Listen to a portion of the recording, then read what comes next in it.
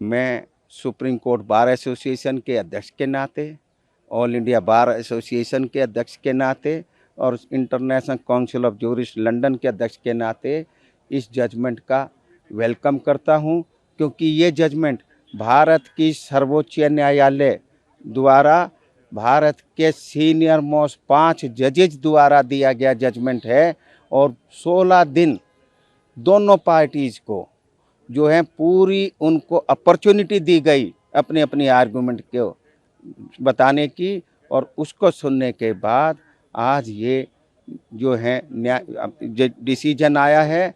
और जैसे कि मिस्टर कपिल सिब्बल जो मेरी तरह एक सीनियर एडवोकेट हैं, जो मैं आज सुप्रीम कोर्ट बार का अध्यक्ष हूँ, वो पहले 2002 में अध्यक्ष रहे हैं, उन्होंने भी सुप्रीम कोर्ट का जजमेंट आने से पहले, ऑफिशियली जजमेंट आने से पहले उन्होंने ये मान लिया था कि वो केस हार गए हैं।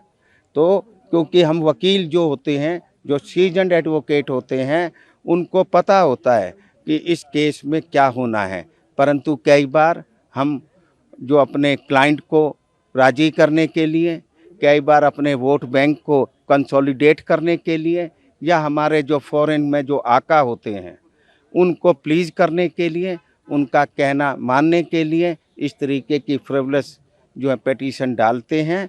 परंतु आज ये सारी चीज़ का फैसला हो गया है। वहाँ की जनता को जो गुमराह किया जा रहा था कि हमारा ये जजमेंट जो है 370 उठ जाएगा और फिर से जो भारत के खिलाफ आवाज़ उठाने वालों को आवाज़ उठाने का मौका मिलेगा, आज उनको ये मैसेज भारत की जो है हमारी सुप्रीम कोर्ट ने ये दे दिया है कि अब 370 हिंदुस्तान के कॉन्स्टिट्यूशन का कभी हिस्सा नहीं रहेगी।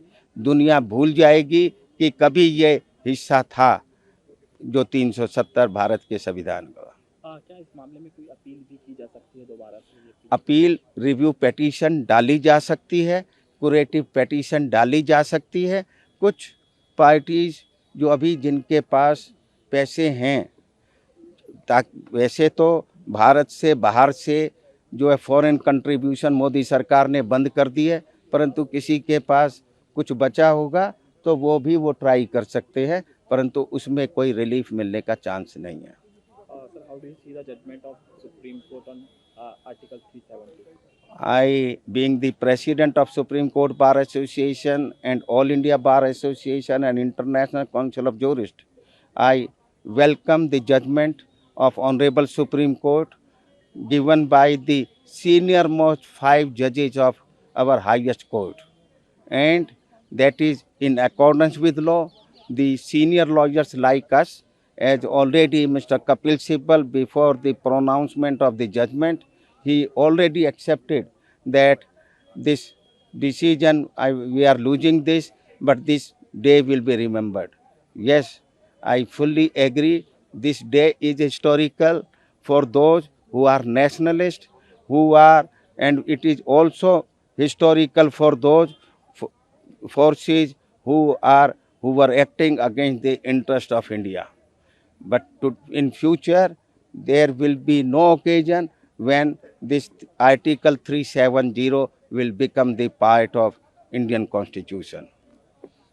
आज सुप्रीम कोर्ट का ये फैसला ऐतिहासिक फैसला आया है। आज के बाद मुझे लगता है 35 और 370 के पक्ष में जो दलीलें दी जा रही थी वो सब दलीलें बेमानी हो गई हैं। सुप्रीम कोर्ट ने कहा है कि जो राष्ट्रपति ने फैसला लिया था वो फैसला बिल्कुल सही है। जो 35 हटाने का फैसला लिया, जो 370 हटाने का फैसला लिया, बिल्कुल सही लिया फैसला। जो उन्होंने यूनियन टेरिटरी बना दिया जम्मू कश्मीर को, वो फैसला भी ठीक है, उसमें कोई कमी नहीं है। सुप्रीम कोर्ट ने कहा है कि वहां इलेक्शन कमीशन अपनी चुनाव की प्रक्रिया शुरू करे और 30 सितंबर 2024 तक अपनी चुनाव की प्रक्रिया पूरी कर ले। जहां तक जो कानून वहां लागू हो चुके हैं, राइट टू एजुकेशन और राइट टू इंफॉर्मेशन, वो सब चलते रहेंगे। इस बीच में जितने फैसले लिए जा चुके हैं, उन किसी भी फैसले को, केंद्र सरकार के फैसले को सुप्रीम कोर्ट ने वापस करने का आदेश नहीं दिया है। इसका मतलब ये हुआ कि जो केंद्र सरकार का फैसला था उस पर सुप्रीम कोर्ट ने अपनी मुहर लगा दिया है। अब आज के बाद ये जो बार बार आर्टिकल 35A के बारे में जो दलीलें दी जा रही थी, आर्टिकल 370 के पक्ष में दलीलें दी जा रही थी, मुझे लगता है उन सबको जवाब मिल गया है और आशा करता हूं कि आज के बाद अब लोग सब शांत रहेंगे। सुप्रीम कोर्ट ने राष्ट्रपति के अधिकार का भी जिक्र किया और इलेक्शन के बारे में भी जिक्र, इलेक्शन भी होने चाहिए सितंबर तक, और साथ में स्टेट बुक की भी बात है। राष्ट्रपति के अधिकार के बारे में बार बार वहां दलील दी गई थी और ये कहा गया था कि जब वहां पे विधानसभा नहीं है, विधानसभा भंग है, ऐसे में राष्ट्रपति शासन के दौरान वहां 370 नहीं हटाया जा सकता है, आर्टिकल 35A नहीं हटाया जा सकता है। वो जो प्रक्रिया अपनाई गई गलत अपनाई गई है, उसको सुप्रीम कोर्ट ने कहा है कि नहीं, जो राष्ट्रपति ने वहाँ पे प्रक्रिया अपनाई है उसमें कोई खामी नहीं है। जो केंद्र सरकार ने पार्लियामेंट में एक रेजोल्यूशन पास किया जिसके थ्रू एक मेमोरेंडम के थ्रू जहाँ पे नोटिफिकेशन इशू किया था, उसमें भी कोई खामी नहीं, वो बिल्कुल वैलिड है। तो अल्टीमेटली नटसल में ये कह सकते हैं कि अब आज की डेट से 335A और 370 इतिहास हो चुका है। इतिहास तो पहले ही हो गया था जब सरकार ने हटा लिया था, लेकिन कुछ लोग फिर भी उसको जिंदा किए हुए थे कोर्ट के माध्यम से। आज सुप्रीम कोर्ट ने भी अपनी फाइनल मुहर लगा दिया और सबसे बड़ी बात यह कि 5 जजों का एक पक्ष का फैसला है, कोई भी जजों में मतभेद नहीं है।